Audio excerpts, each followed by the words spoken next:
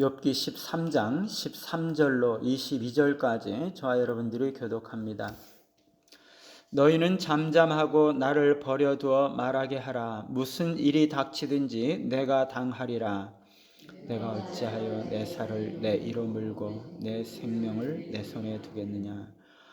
그가 나를 죽이시리니 내가 희망이 없노라. 그러나 그의 앞에서 내 행위를 아뢰리라. 경건하지 않는 자는 그 앞에 이르지 못하나니 이것이 나의 구원이 되리라. 너희들은 내 말을 분명히 들으라. 내가 너희 귀에 알려줄 것이 있느니라. 보라, 내가 내 사정을 진술하였거니와 내가 정의롭다 함을 얻을 줄 아노라. 나와 변론할 자가 누구이랴? 그러면 내가 잠잠하고 기운이 끊어지리라. 오직 내게 이 두 가지를 행하지 마옵소서. 그리하시면 내가 주의 얼굴을 피하여 숨지 아니하오리니 곧 주의 손을 내게 대지 마시오며 주의 위엄으로 나를 두렵게 하지 마실 것이니이다. 그리하시고는 내가 대답하리이다. 혹 내가 말씀하게 하옵시고 주는 내게 대답하옵소서. 아멘. 하나님 앞에서 자신 있는 양심이라는 제목으로 말씀을 드립니다. 바울은 하나님 앞에서나 사람들 앞에서나 양심의 거리낌이 없기를 힘쓰노라 라고 고백을 했죠. 이게 쉬운 게 아니죠.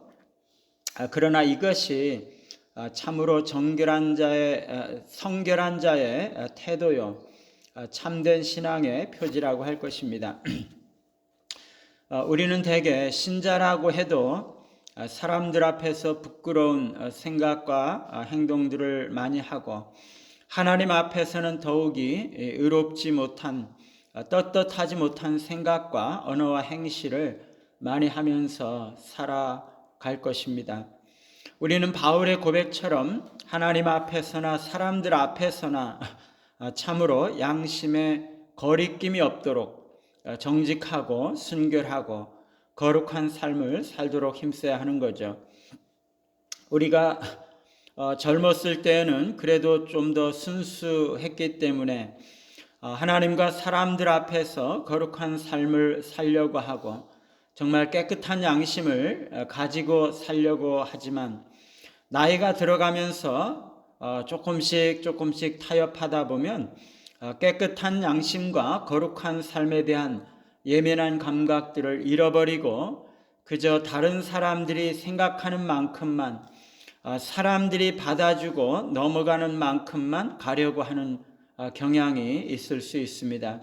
하나님께서 원하시고 요구하시는 철저한 거룩함과 순결한 삶에 대한 추구를 잃어버린 채 사람들 기준에 맞춰서 살아갈 때가 많은 거죠. 오늘 욥은 자신의 과거의 삶과 행위에 대해서 사람들 앞에서 변호할 뿐만 아니라 하나님과 변론하더라도 두렵지 않을 의와 거룩함을 가지고 있다고 주장하고 하나님과 변론할지라도 자신이 옳고 바르다고 입증될 것임을 자신하고 있습니다.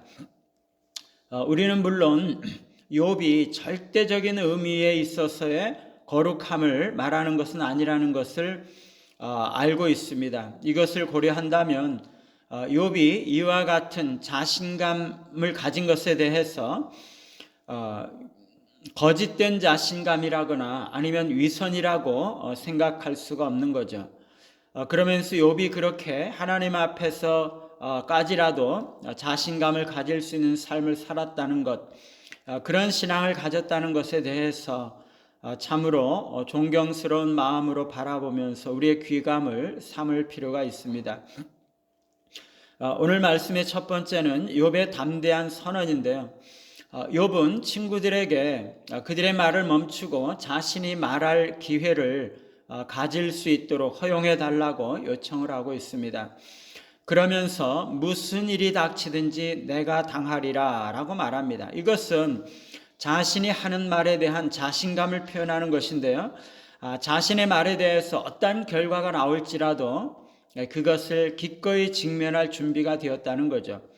내가 하는 말에 대해서 너희들 친구들이 나를 어떻게 생각하든지 어떻게 이해하든지 그것으로 인해서 나를 더 나쁘게 생각하든 어떻게 하든 나는 상관하지 않겠다라는 거죠.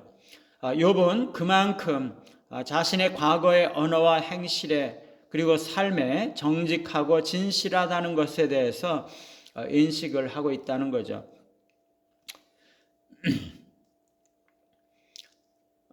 그러면서 그는 자신의 말로써 초래할지도 모를 위험을 인정을 하고 있습니다. 14절에 보니까 내가 어찌하여 내 살을 내 이로 물고 내 생명을 내 손에 두겠느냐. 욥은 당시에 하나님에 대해서 그리고 당시의 전통적인 신앙에 대해서 의문을 제기하는 것이 위험하다는 것을 이해를 하고 있습니다. 그것은 자신의 살을 자신의 이로 무는 것이고 자신의 생명을 자신의 손으로 해치는 것과 같다는 거죠. 한편으로는 이것이 절망스럽기도 하지만 욥은 기꺼이 그런 위험을 감수할 용기를 가지고 있다는 것입니다. 그가 그렇게 할 수 있는 것은 하나님에 대해서 가지는 절대적인 신뢰 때문이죠. 15절에 보니까 우리가 각주의 번역을 채택을 하면은요, 그가 나를 죽이실지라도 나는 그를 의뢰하리니 그의 앞에서 내 행위를 아뢰리라. 욥은요, 그가 당하게 될 어떤 고난과 위험에도 불구하고 하나님께 대한 흔들리지 않는 믿음을 가지고 있음을 표현하고 있죠.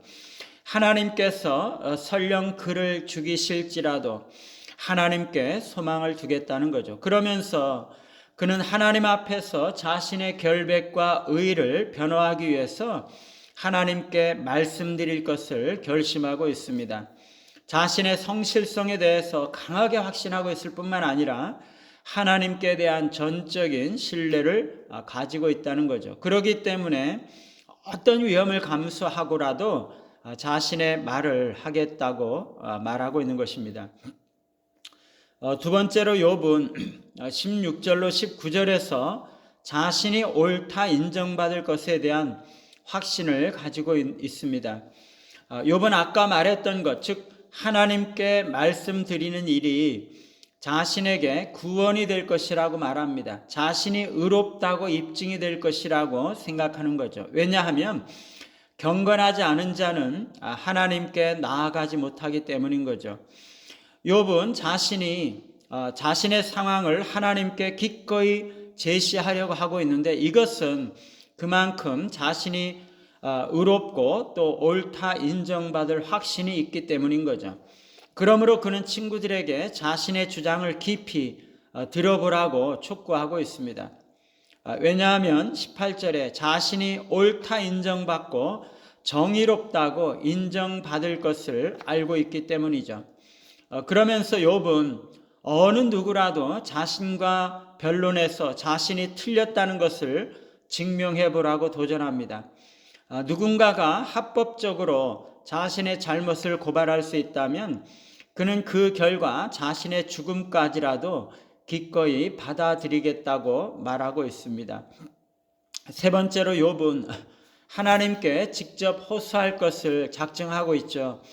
만일 하나님께서 두 가지 조건을 만족시켜 주시기만 한다면 심지어 하나님과도 자신의 주장을 논의하기를 원하고 있는 거죠. 하나는 21절에서 하나님께서 자신의 그 극심한 육체적인 고난을 그치게 하고 고통을 덜어주고 하나님의 위엄으로 자신을 두렵게 하지 말라는 것입니다. 왜냐하면 그렇게 극한 상황 속에서는 아무것도 할 수 없기 때문이죠. 또 하나는 하나님과의 직접적인 대화와 의사소통을 하게 해달라고 하는 것입니다. 우리는 욥의 말과 태도에서 몇 가지 귀중한 교훈을 발견할 수 있습니다. 첫째는 욥의 용기와 담대한 선언이죠. 무슨 일이 닥치든지 내가 당하리라. 욥은 자신의 발언으로 인해서 어떤 일이 생길지라도 심지어 개인적인 위험이 닥치더라도 자신의 생각을 표현하고 자신의 성실성을 옹호하겠다고 말하고 있습니다. 그만큼 자신의 삶에 대해서 자신감을 가지고 있다는 것이죠. 두 번째는요, 하나님에 대한 절대적인 신뢰와 소망입니다. 그가 나를 죽이실지라도 나는 그를 의뢰하리니, 선하신 하나님에 대한 절대적인 믿음이죠. 나에게 어떤 위험한 일이 닥치고 심지어 인생의 모든 일들이 나를 대적하는 것처럼 보일지라도 그럴 때까지라도 우리는 모든 것이 우리에게 유익한 일이 이루어지고 하나님께서 우리를 위해서 가장 선한 것들을 이루어 주실 것임을 믿어야 한다는 거죠. 욥은 그렇게 하고 있다는 것입니다. 세 번째는 하나님 앞에서의 자신감을 가질 수 있는 양심과 믿음입니다. 욥은 어떤 결과가 닥치더라도 자신의 주장을 펼칠 용기와 담대함을 가지고 있습니다. 어느 누구라도 자신을 고발해서 죄를 입증할 수 없다는 것을 확신하고 있습니다. 그리고 하나님과 직접 대화하고 변론하고 따지더라도 자신이 옳다는 것을 입증받게 될 것이라고 확신하고 있습니다. 물론 우리는 욥의 이러한 자신감이 지나친 것임을 알고 있습니다. 그가 그러나 얼마나 오해받고 얼마나 잘못된 공격을 받았으면 그랬을까 우리가 충분히 이해할 수 있습니다. 그렇더라도 그만큼 그가 정직하고 성실하게 살았다는 거죠. 욥이 하나님 앞에서 가진 양심을 보면서 바울과도 같이 하나님과 사람들을 대하여 양심에 거리낌이 없는 그런 신앙과 삶을 살아가고자 결심하시는 우리 모두가 되시기를 간절히 바랍니다. 찬송가 463장입니다.